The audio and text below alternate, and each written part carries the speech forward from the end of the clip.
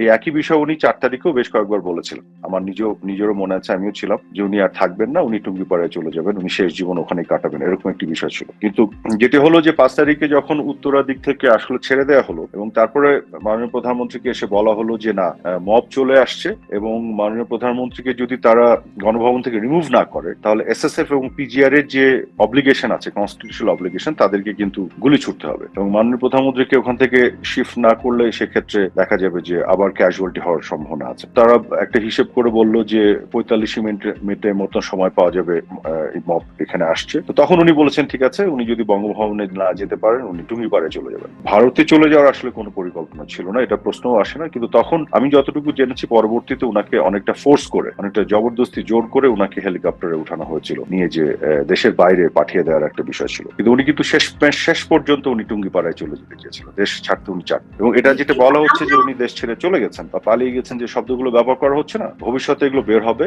উনাকে জোর করে বাধ্য করা হয়েছিল। তো 4 তারিখেই বিকেলের পর থেকে কয়েকবার আমাদেরকে বলেছিলেন উনি আর থাকতে চান না।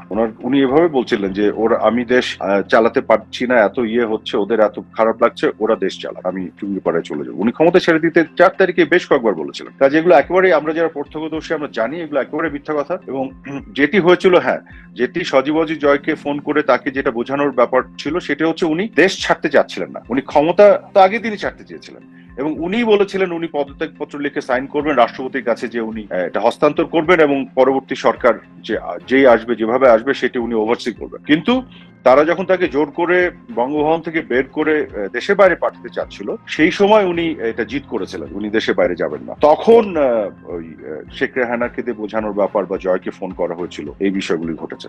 কিন্তু আগের দিনও 4 তারিখ উনি বারবার বলেছেন উনি থাকবেন না এবং উনি বারবার একই কথা বলতেন, উনি টুঙ্গিপাড়ায় চলে যাবেন। আমরা বরং দু একজন বলেছিলাম যে আপনি টুঙ্গিপাড়ায় চলে যাবেন, ক্ষমতায় থাকবেন না, ওরা তো আসলে আপনাকে হত্যার পরিকল্পনা করছে।